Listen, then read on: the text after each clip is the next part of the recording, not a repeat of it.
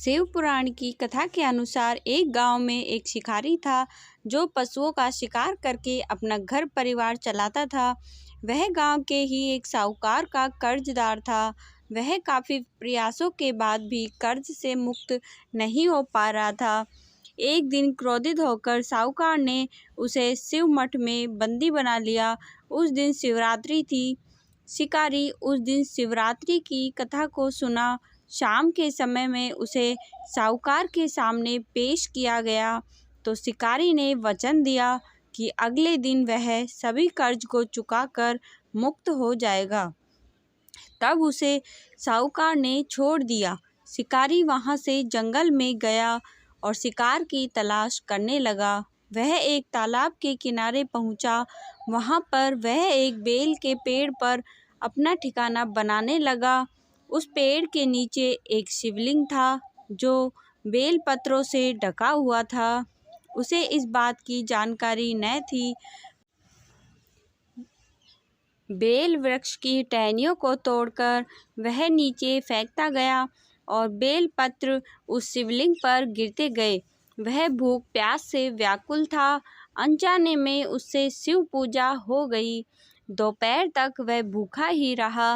रात में एक गर्भवती हिरण तालाब में पानी पीने आई।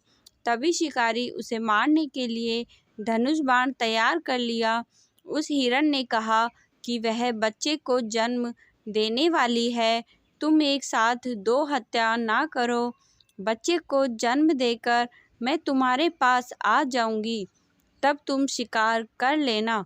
यह सुनकर शिकारी ने उसे जाने दिया। कुछ देर बाद एक और हिरण आई और शिकारी उसका शिकार करने को तैयार हो गया।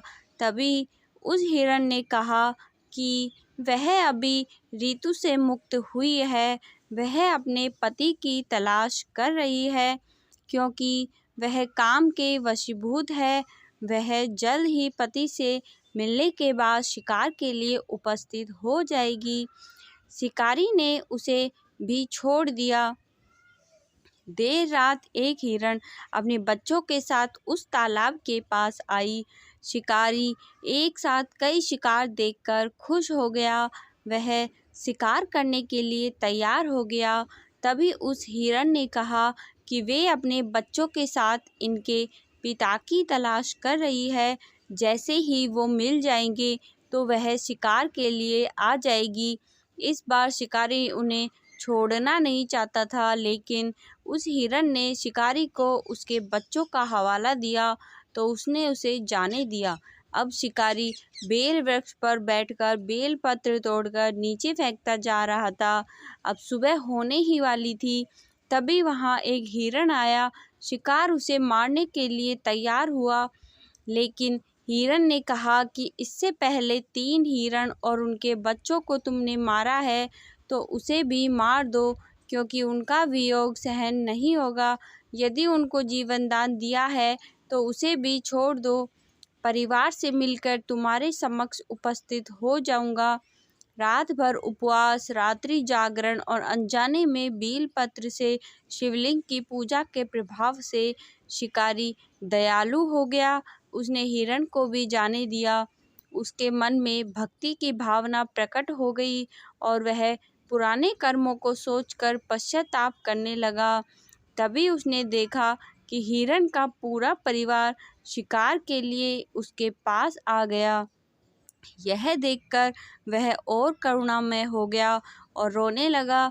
उस शिकारी ने हिरण परिवार को जीवन दान दे दिया और स्वयं हिंसा को छोड़कर दया के मार्ग पर चलने लगा।